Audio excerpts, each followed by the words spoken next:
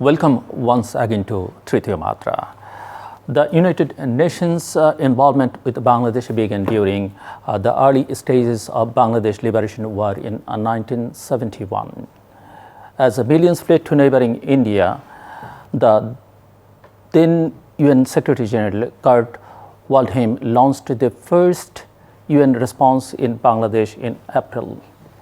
In collaboration with the Indian government and with the backing of UNICEF, WFP, FAO, WHO, and the League of Red Cross Societies, the UNHCR, took the lead in coordinating humanitarian assistance to 10 million Bengali refugees.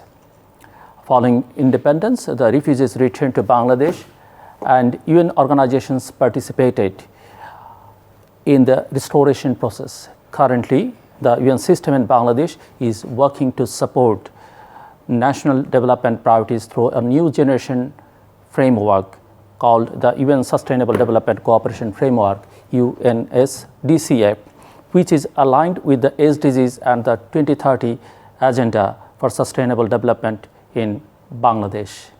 UN agencies have been collaborating in a new and coordinated manner to assist the government in implementing the SDGs and increasing development impact in priority areas. To discuss the matter of the UN in Bangladesh, we have with us Ms. Gwyn, the UN Resident Coordinator in Bangladesh. Ms. Gwyn, welcome to the show. Very happy to be here, Zillur. Since the independence of Bangladesh, the UN has been one of Bangladesh's main development partners. From your perspective, what is the role of the UN in Bangladesh now? So you're absolutely right. I think the UN has been very much with Bangladesh since 1971 and the Liberation War.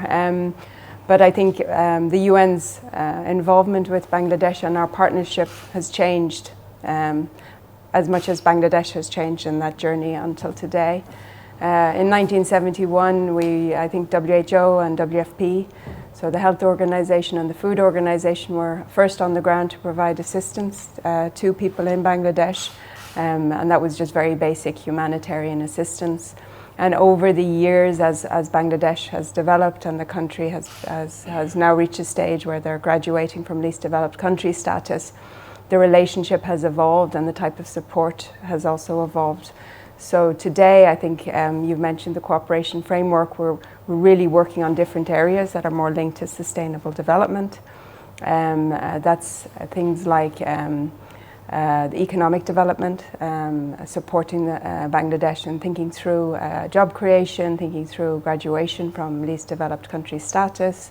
We're working on creating a more resilient and healthy environment, looking at climate change adaptation, locally adaptation, how we can support Bangladesh's voices in global forum when we're advocating for loss and damages.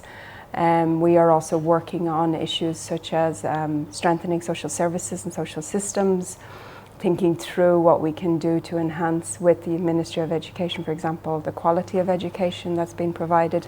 Bangladesh has made huge strides in education, but there's always further innovation, further ideas, further qualities that can be enhanced. Another area of work is around gender-based violence and looking at enhancing gender equality progress that's already been made. We also work with institutions such as the National Human Rights Commission or some of the state infrastructure to look at how we can enhance institutions. So it's much more a technical and a support role that's really led by the government and led by the policies such as the 8th five-year plan or the various policy changes that the government and the people of Bangladesh would like to see. So it's really an evolving relationship, and one of the things that happened after 1971 was the cyclone 𝗙𝗶𝗶 and the loss of life. And again, we're still supporting in terms of humanitarian response when there's a climate disaster, but it's a totally different types of support. It's much more technical, it's much more around guidelines, it's no more about saving lives. The government does that. Ms. Gwyn, what are the primary areas where the UN and Bangladesh are currently cooperating, and what are the main challenges for this cooperation given the numerous crises taking place worldwide, like pandemic, like Ukraine-Russia war, So, I mean, we cooperate in many, many areas, and I think Bangladesh has made huge progress on poverty eradication and reduction, on various different aspects of the work. But I think we also have a very strong and important global partnership. Bangladesh is a huge contributor to peacekeeping, for example, and that's one of the pillars of the UN Charter is peace and security. So Bangladesh provides at the moment 6,000 troops, including 400 women soldiers, to peacekeeping. Bangladesh is also on in the Human Rights Council, which is a very, very important role in terms of promoting and protecting human rights and human rights across the globe. So that's another key area where we see Bangladesh's leadership. Bangladesh is also chair of many of the UN agencies, which is UNDP, UNOPS, the Projects Agency. So there's a lot of interaction on climate issues, on the Climate Vulnerable Forum, or on advocacy globally. So there's a real important role that Bangladesh plays multilaterally.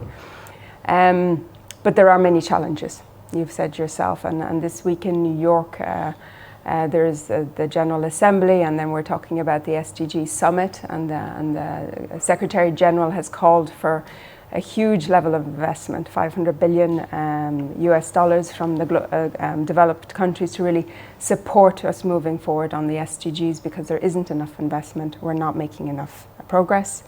We're also facing huge challenges, as everyone knows in Bangladesh much better than I, on climate. We're not going to hit the 1.5 degrees Celsius target by the end of the century unless we make further progress, and that has huge implications. And so we really need to hear the voices of countries like Bangladesh in advocating to address those challenges. And then, as I've mentioned, we have a lot of support, joint work together in Bangladesh on the National Adaptation Plan, on generating labour standards, looking at the agricultural sector reform, for example. IFAD and FAO are doing incredible work with the Ministry of Agriculture. So there's a very strong, long partnership, multi-sectoral. And obviously there's also the humanitarian aspect. And Bangladesh has welcomed 1 million Rohingya refugees to the country, and so we do a lot of work as well in humanitarian assistance with regard to the refugees. As you were mentioning about the SDGs summit, and you know that the Bangladesh Prime Minister is currently visiting New York to attend the UN SDGs summit. What are your expectations of the summit, and how can Bangladesh accelerate its progress towards the sustainable development goals, in your opinion? Well, that's really why I wanted to come on the show today, is to talk about the summit, because I think it's incredibly important. We've made only about 12% progress across the world on SDGs at the moment. We should be at 50%. We are halfway through reaching 2030, and we are not making the progress that we need to make across the world. So I'm really, really pleased that the Prime Minister and the team have gone to New York, because it demonstrates a commitment to the SDGs. And it also is pushing other countries to come together and really think through how we can accelerate progress. We need to do better on social protection and jobs. We need to do better on looking at digital infrastructure. We need to do better on education across the world, on health. So bringing the world leaders and asking them to recommit is really, really important. The Prime Minister is not just in New York attending the summit, she's also brought a statement of national commitment with her, which is a statement that has been worked on across the ministries, across the government, to articulate what the government would like to see going forward for the next 15 years, and highlighted some of these really critical areas. So the summit is very important because it's really about rescuing the people and the planet. And there is also a Climate Ambition Summit, which is part of the meetings in New York, which will hopefully also energize and help us move forward in the run-up to COP. During the opening of the Bangladesh Private Sector Working Committee, you stated, I quote, when it comes to the UN Sustainable Development Goals, Bangladesh's private sector has so much to gain and so much to give, unquote. Could you please elaborate on how private sector action on SDGs play a role in releasing the 2030 Agenda for Sustainable Development? Well, I mean, private sector in Bangladesh has been a key driver of development in the country, and the private sector has contributed to economic development already hugely, whether that's a ready-made garment sector, whether that's the pharmaceuticals, whether that's the agriculture sector, which people don't talk about so much, but has been a huge driver of growth. Obviously, the journey continues. We're still on the same journey. We need to enhance. We need to move towards middle income status in terms of economic development. So how the private sector invests in the future, how the private sector innovates and develops will be very important in terms of ensuring that the development path continues and that growth continues. So one area is around diversification, for example, and bringing in different types of enterprise to Bangladesh. But another one is guaranteeing decent work, catalyzing green jobs, involving more women. The ready-made garment sector again has created employment for women, which has really brought 50% of the workforce into the economy, which is going to be a huge factor for growth going forward. And so that is a very key aspect of continued development in country. But then there's also the investment. So the Sustainable Development Goals will continue to require significant investment. And if we want to make the progress that we need to make before 2030, the investment of private sector is indispensable. It needs to happen. And so how we channel those resources to the programs that are most needed is a very important conversation. And that's also where we see more coordinated and strengthened engagement with private sector, whether it's chambers of commerce or the Bangladeshi Employers Federation or the various different private sector partners. It will be really critical to further advance the goals. Gwyn, what do you foresee as the biggest risk for Bangladesh's development trajectory?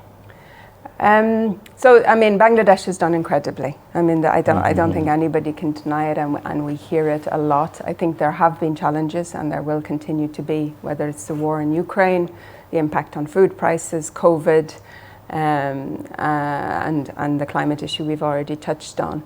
But I think there's economic challenges. One of them is really about how we continue development and growth in the economy, given the need for diversification and bringing in different types of jobs into the country. Over-reliance on one industry is always problematic. And we need to do better to train young people who are going overseas to work, maybe so they can be better qualified and they can get better jobs when they do travel. I think there's risks on the social side if we're not able to increase investment in education, in social services, in health and social protection. Young people need to have the skills that they need.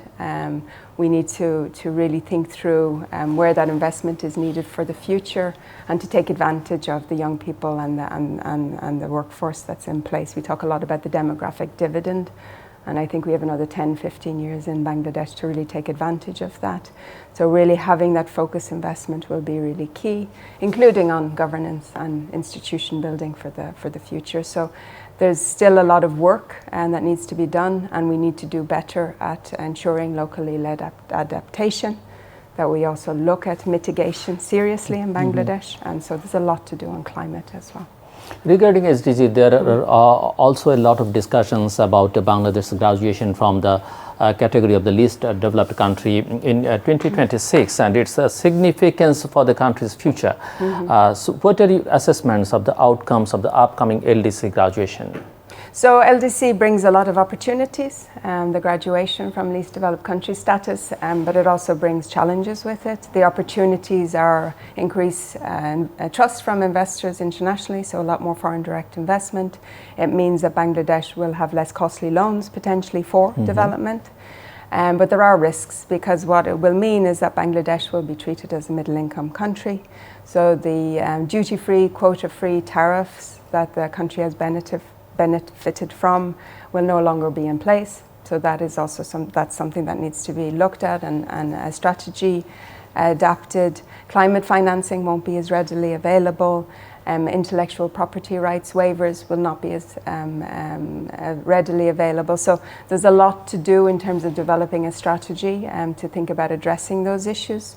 A lot of thought has already happened, but we need to continue looking at competitiveness, diversification, technology, innovation, so that the transition, when it happens, is smooth and that the economy will continue to grow. So we need to see 2026 as a launching pad for 2029 and the future of Bangladesh.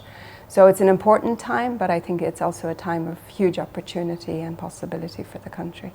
Earlier you were talking about the climate, and as you are well aware, Bangladesh is one of the most climate vulnerable countries in the world.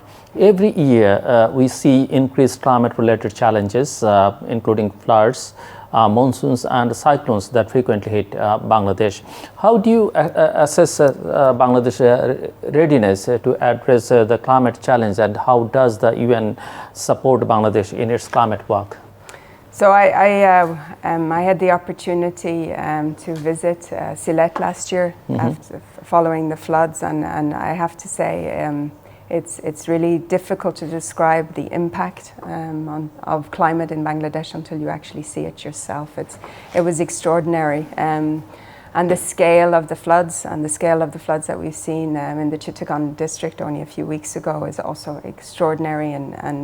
But what is also striking is how resilient Bangladeshis are, that the systems, the early warning systems in the country now work. The loss of life is relatively low compared to the scale of the disasters that the country is dealing with year on year on year. And so it's frightening because it's coming faster, and the scale and the unpredictability is increasing. So it's incredibly challenging. But Bangladesh has called for support and has called for global action. We need to do more to support Bangladesh in terms of financing, in terms of addressing the loss and damage agenda, which I think is something that the country, and I know a lot of very strong advocates are recognized across the world for their advocacy around loss and damage. But we are also supporting on locally led adaptation. Many of the agencies, UNDP, FAO, UNFPA, UN Women, are all working on the climate agenda. And that means programs that local people have put in place themselves, and we're supporting to enhance, because people in Bangladesh know what people in Bangladesh need more than we do.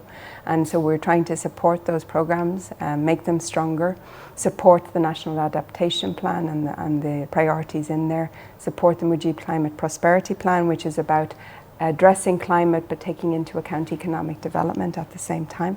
So it's also an incredibly important vision for the country that we're trying to get behind. But then there's also the human side when the disaster hits. Yeah. So providing that humanitarian support is something that we continue to do in support of the government.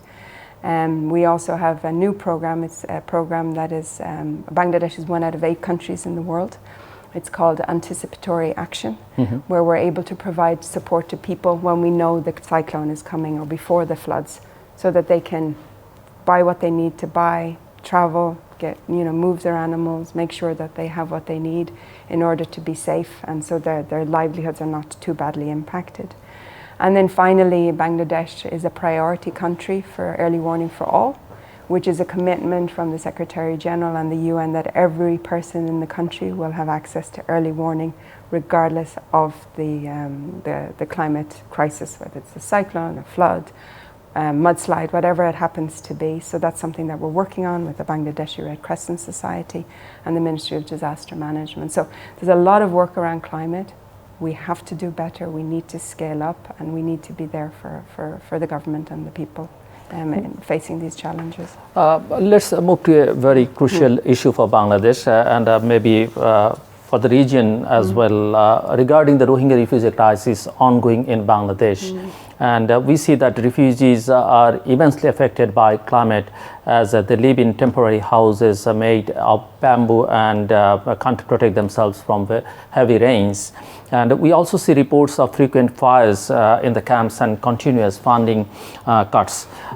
What is the solution to this extremely complicated crisis? It is extremely complicated, and again, Bangladesh was really demonstrated very strong leadership in opening up the borders and allowing the Rohingya refugees to come into the country.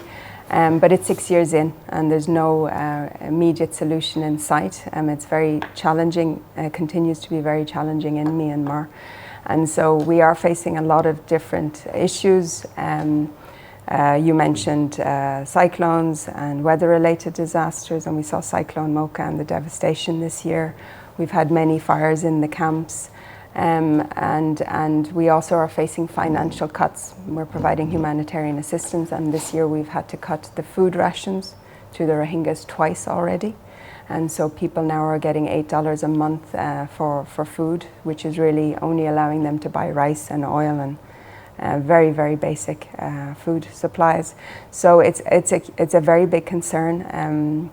I know there's a lot of discussion about repatriation, return to Myanmar, and I know there's some pilots being discussed between the government of Bangladesh and Myanmar at the moment. The UN's position on that is very clear. Return needs to be dignified, safe and voluntary. If people want to return, we need to take that into account, and we need to support that, but it has to be based on information and informed choice. And I know that's something that the government has advocated for. But unfortunately, we believe that that will be a relatively small number in the immediate, and we need to maintain support, food assistance, healthcare, education for the people who are remaining in Bangladesh. So it's really a priority area of work for us. We're continuing to advocate with the international community on financing for the Rohingya, because security is a concern if things are left over the longer term in terms of inside the camps, and not enough money, not enough food, and the longer implications for the country is problematic. So we really need to make sure that people are taken care of, that care is dignified, that they're protected, and that we're able to support them for until they can go back home. You have already explained the UN's position regarding the Rohingya repatriation, but the delegation from Myanmar visited Bangladesh twice recently, and reportedly some Rohingya refugees are prepared to move to Myanmar this year. Do you see any hope or this sort of arrangement can make any fruitful solutions? So I don't know very much. I know as much as anybody else in terms of the situation on the ground in Myanmar. So I think what is very important for the UN is, again, that people need to be safe when they return home, and that return needs to be dignified. So if people volunteer and they want to go back and they have all of the information, we'll of course support that, and I think that's what the government is trying to do. I think there are conversations that need to be held in Myanmar, because when people go back, they need to also be supported. The financial situation in Myanmar and the economy is not in a good place. There's a lack of humanitarian funding as well.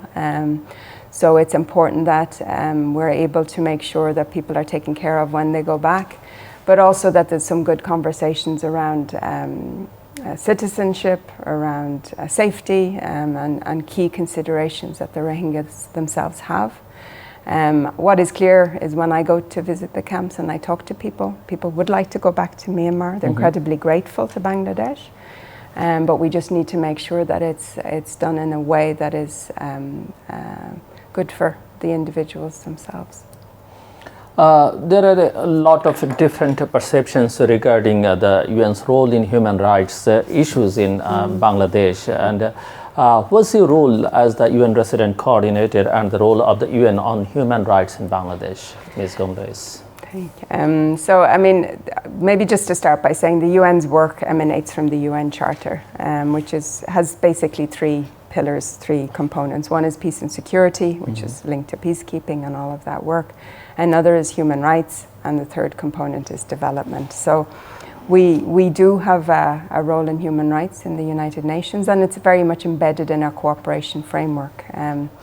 If we're working on education, every child has a right to education, needs to have access to education. So leaving no one behind is very much part of the SDGs, that it needs to be inclusive. And so rights and right to work, education, health, freedom of expression, all of those rights are very much part and parcel of our work on the ground.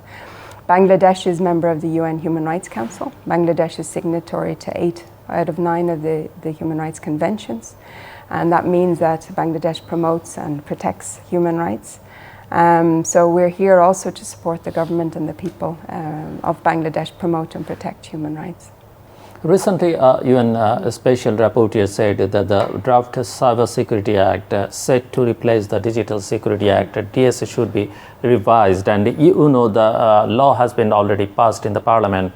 How is the UN working with the government in this regard? And do you think this partnership has the potential to be fruitful? So before the current Cybersecurity Act, before it was amended, it was the Digital Security Act, and the Office of the High Commissioner for Refugees provided quite a lot of technical inputs on the law to assist the government of Bangladesh to make sure that the law was compliant with international standards. And so those comments and that feedback, there was quite a lot of exchange.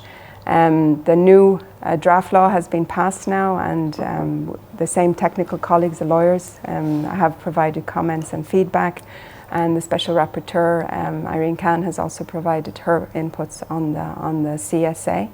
So I think having a very constructive and open dialogue is important. I know that colleagues will continue to lobby on some of the issues that they see with the law, and I'm sure that we will continue to have that discussion with the Law Ministry, and hopefully we can reach some agreement in terms of some of the changes needed.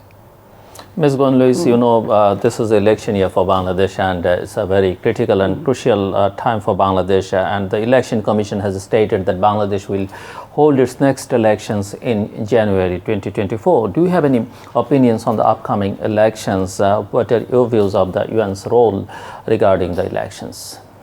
So the UN only has a role in elections in a country when it's specifically requested, and there's only a couple of ways it can be requested. One is if there's a General Assembly resolution, or the Security Council requests the UN to participate, or if there's a formal request from the government. And so the government of Bangladesh has not made any formal requests for support within the elections. We could potentially provide, for example, technical support or materials for polling stations, but that request hasn't been given to the UN. And so we don't have a role in Bangladesh in the elections. So that's very much the state of play. And we don't have any say either on the outcome of the elections. That's really for the people of Bangladesh to decide. The UN has expressed concerns over the political violence that has injured and killed the people over the last few months in Bangladesh. Last year, you highlighted this issue while talking at the National Press Club. Do you still see the potential for violence as a big issue in the coming days or month? It's very difficult for me to predict how the situation in Bangladesh will evolve, and if. But you were observing, monitoring the situation. Yeah, we monitor the situation. What we call for is peaceful elections. I think every country deserves peaceful election. Every citizen deserves not to have to face violence, and so that's something that we will continue to iterate. And that was a remark I made last year. I think there would have been violence at the time, and so that's a concern we continue to have, and call for peaceful, inclusive elections in Bangladesh. Recently, the UN spokesperson said the elections in Bangladesh should be free and fair. Could you please comment on it and elaborate it, if you can? So if you want, actually. So the Secretary General spokesperson and really speaks on behalf of the Secretary General. There's not much for me to add. So the Secretary General has asked for free and fair elections, and we call for peaceful elections, and that's something that I think the UN iterates for all countries facing upcoming elections, particularly when there's so much debate in country. Thank you, Ms. Gwyn, for the most insightful conversation. I must say that in the coming days, the role of the UN will be one of the most critical factors in maintaining peace and stability in Bangladesh. That's all the time we have today, dear viewers, and thank you for watching the show.